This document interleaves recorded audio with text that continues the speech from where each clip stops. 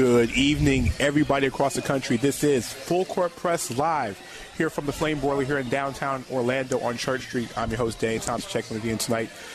It's a kind of a special edition show because we're actually just doing more than just basketball. We're collecting toys for the Children's Home Society of Florida.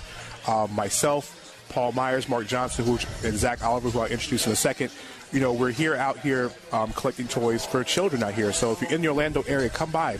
I know Church Street is kind of blocked tonight, but all you got to do is find parking and donate some great toys and also get some great food here at the Flame Boiler because they're offering a special chicken and rice bowl with a drink for $5.50. So come check us out. We have some great giveaways away going from our good friends at Hoop Culture, Action Parks, as well as the Florida Flight. But before we get into business and get into the show tonight, let me introduce the entire panel to you tonight. To my left, he is the editor-in-chief of Full Court Press, NBAFCPRadio.com. Also one of the most opinionated people to find, and he's dressed in his Christmas colors as well, too. My main man, Paul Myers. How you doing, Paul? I'm doing well. And, you know, the ladies would think I was quite handsome if they saw me. It's neither here or there. And his ego is never, ever turned down for what? And the other part of the dynamic trio coming in tonight from the city of brotherly love, he is our NBA draft expert. He's also a social media manager at NBAFCPRadio.com. And he's a quote-unquote, a real Sixers fan. My man, Marc Johnson. Marc, how you doing? Oh, man, I'm great. I'm great, you know. Just checking out a little bit of this Cavs-Boston game. So, you know, let's get it started. Also here hanging out tonight, he's going to be popping in periodically throughout the night. He's also going to be on with us talking Orlando Magic at 10:06, and I'm pretty sure he'll be popping in when we say something out of line. He is the editor of Orlando Pinstripe Post and a good friend of the show, our good friend Zach Oliver. What's up, y'all? Hey, live show. Glad to have you.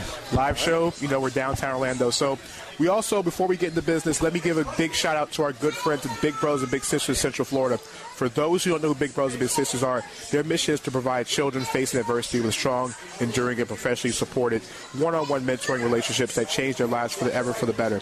One-on-one mentoring works because independent research shows that measurable positive impact on children's lives.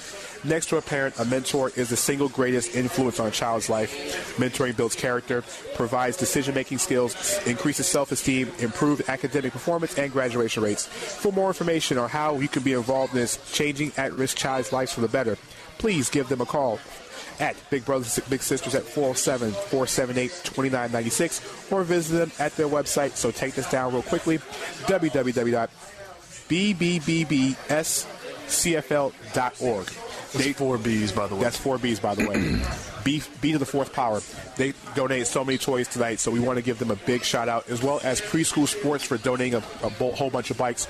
Our good sponsor, SOFOELLC, for bringing us, you know, their bikes, and the Florida Flight basketball team, who's out here as well too. You'll see a couple of those guys, as well as head coach Marc King chime in from time to time, and our good friends at Hoop Culture. David Morris, Mike Brown, those guys, they'll be also popping in on the show as well too. So, guys, let's start off. It's been the most interesting week of the NBA because we had a team with a humongously long winning streak that got snapped. The Golden State Warriors winning streak ended over the weekend by losing to the Milwaukee Bucks, you know, on the road. Guys, it was a long, long winning streak. But, Paul, you're a big fan of teams with history. Is this team, before the loss, considered one of the greatest teams of all time? Well, it was a good run. I mean, absolutely. And you also got to look at the way they were winning.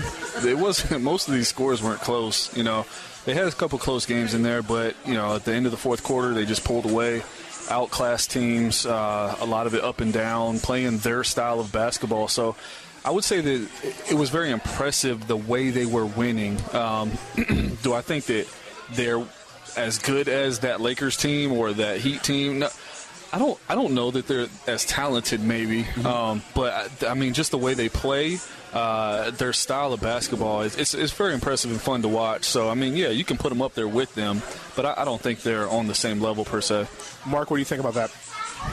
Yeah, you know, I would have to agree. I don't think they have the talent, you know, of that old school Lakers team, you know, or the Heat team, you know, that ran off a lot of wins. But just the way that they close teams out, especially before the injuries, Harrison Barnes, Klay Thompson, they missed, you know, a couple of those games down the stretch.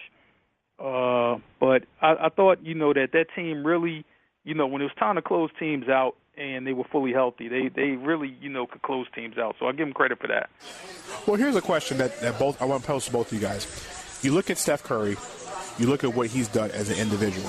Okay. Is his individual performance on that team better than what LeBron James did in the during the Heat's run, or is anything better than what the Lakers had during their run with any individual player?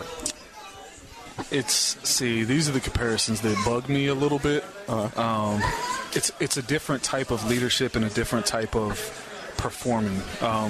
LeBron's not that player that now he can, but he's not that player that's going to go out there and just run 440-point games in a row, or put up astronomical numbers. He leads in a different way, more of a defender, more of an all-around player. Curry's that guy that ignites the offense, so it's a little different. I don't like these comparisons, man. So I'm gonna bow out and let Marc have it. Tag, Marc, you're in. I would say like this.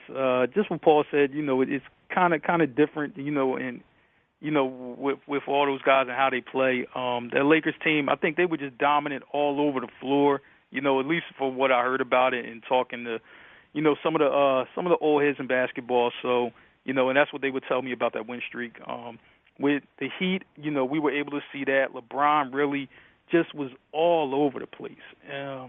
Steph Curry, more of the offensive guy, really, would stick daggers in you late. I think, that's really how he would do it. He would just kill you at the end of the game. It was kind of like watching one of those horror movies and you're going to die. That's Steph Curry. He's showing up like the Grim Reaper. Well, for me, Steph Curry is one of those players that can hit from anywhere on the court. But, I've had this discussion with many people. It's pretty much what all Steph Curry can really do. I mean, we talk about top players in the NBA, and we could transition that in a second. But Curry, as deadly as he is, I mean, if you take away everybody else, you take away Klay Thompson, take away Draymond Green, are they just as talented without those type of guys? Because it makes Curry's life a lot easier. At least in my eyes, it makes it easier for him to score when you have Klay Thompson on one side, you have Draymond Green on the other side, you have Andre Iguodala, you have those types of players. It makes it look easier. Now, in LeBron's case in Miami, he had Wade, he had Ray Allen, he had Chris Bosh, you had Rio. I mean, he had some talented players, but in the Lakers team, that team I think had 4 or 5 Hall of Famers. That team is not even. We don't even need to bring them into this discussion. They're on a whole different level. So the question I want to pit is that, okay, Steph Curry and those guys did, 27, 28 games in a row over that period of time. Yeah. In a one-game matchup, we're talking one game on the line. I'm not going to compare them to the Lakers because that team had so many Hall of Famers on it. I don't think Golden State's going to ever have that many Hall of Famers at one time. And I'm going to bring Zach in for this one as well, too. Chris and Scott, our good buddy Scott's going to producer at the website, too. I'm going to ask you guys the same question. I'm going to start with Paul first, this is to my left. One game, Heat of the 28-game variety, or the Warriors. One game. I'm taking the Heat. Marc? I got the Heat, and let me just give you a quick reason why.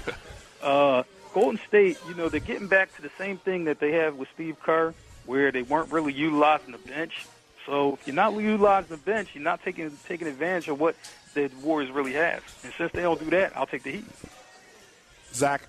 Now, are we assuming full health? We're talking. It's got to be full health. We're talking full health, full scales. I'm going to take the Warriors. I think that lineup of death that they put out with Draymond playing the 5 really causes some mismatches. I mean, sure, then the Heat probably just counteract and put Bosh at the 5. LeBron. I think that lineup's a little more deadly, man. Man, I'm going to take the Warriors. Chris, what you got? I'm going to take the Warriors just because with the Heat, you just have the big 3. They didn't have any depth. Yeah. They didn't have anything like that. Come on. All he did was camp out and shoot threes. That's all he needed to do. Ray Allen's 38 years old. Ray Allen's 38 years old. What does Klay Thompson do? I mean, let's be honest here. What does Klay Thompson do? He's younger. He can play more minutes. He's younger and he defends, too. Oh, gosh. I'm so tired of hearing about him as a defender. And then that's another thing. Andre Iguodala is a lockdown defender. That's why he won the MVP of the finals last year. Because he locked down LeBron. Or as well as you could, sorry. As well as you could. I was going to say, I don't know how 30-plus a game is a lockdown, but, yeah, I get you. Scott, what do you think? I'm going to go with the Heat. What's your reason? LeBron, pretty much. There you go. I think he's a little too hard for anyone to defend on his own. Well, we got another special guest coming in. The head coach of the Florida Flight basketball team, Marc King, is on the line with us. He's not live. He's actually sitting in front of me right now. Marc, we're asking a question. One game, because you've been following the Golden State Warriors. You're taking the Golden State Warriors at full strength right now, or we're talking about the Miami Heat team with LeBron and those guys that won 28 straight games. Who are you taking one game? Ooh. Full health. Well, is it that those guys now at this age? Or? No. Okay. At the time. As much as I love Steph Curry, I'm a huge fan. I admire everything the Golden State Warriors. You got to go with Miami. I mean, at that point, there was nobody was doing anything with LeBron. And Dwayne Wade, this guy's taking a back seat and still contributing. I mean, to have a guy to kick out to, like, Dwayne Wade and then have a boss, come on. Yeah, I'm with you on that. Yeah, I can't. But go Dub Nation, though. Come on.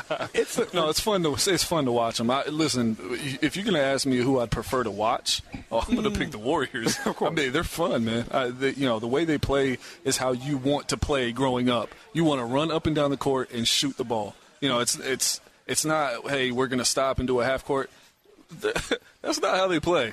They're half. It reminds me a lot of the 8 seconds or under with Mike D'Antoni. It's fun.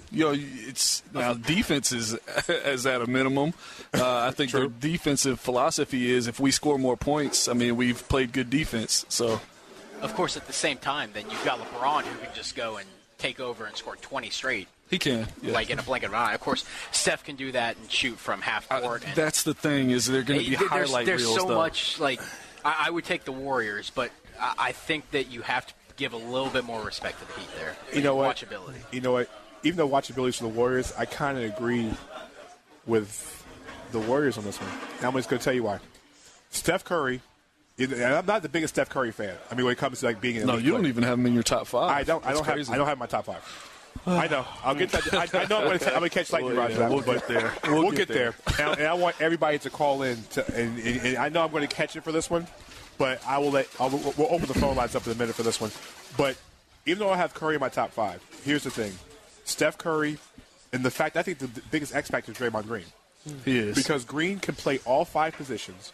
He can guard Chris Bosh. Yeah. Whoa. He can guard. Wait a second, man. He can guard Chris Bosh. No. You say he can play all 5. He's not defending all 5. Why not? He's not defending all 5. He does it right now. What point? He does it right now. What point guard is he guarding, man? Let's be honest here. They don't put him out on the perimeter. Thank you, Mark. Give me somebody sane in the building. I don't know what Danny's talking about. I'm saying is sane. You have Draymond Green who guard pretty much a lot of the players on the floor. Okay? A lot of players. Okay. Fair. I'll give you that. Then you give Iguodala the defensive responsibilities of LeBron James. You can't stop LeBron James. The only thing you're supposed to do is slow down LeBron James. Yeah, you can't stop him. You can slow him down. And 30-plus a game. You slow him down. Yeah, you make his percentage a little lower. You alternate Thompson, Barnes, and Iguodala on LeBron the entire night. That's what you're going to do. And you can even put Sean Livingston on him some. I don't think that works as well. Sean Livingston's 18 pounds. I was going to say, I'm a buck 80. Yeah. I'll put Livingston in the post. Also I'm not putting Livingston in the post of LeBron. That's just not happening. Never in life. No, not in the post. But he has defended him. I get Zach's point. Yeah, I get your point. He is tall enough. Too much shooting for Golden State.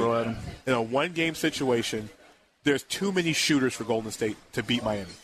There's too many. If Golden State is firing away at all cylinders, you're not going to outshoot them. We're also negating something here. Okay. The Heat played really good defense in that stretch. So did Golden State. Golden State was playing excellent defense. No, you know what? Golden State makes you play their game, and if you're not good at it, then that gives you a false pretense of what their defense is, in my opinion. Mm-hmm. So if you're not a run and gun team, and I got you running and gunning, guess what? Your shooting percentage is going to be lower.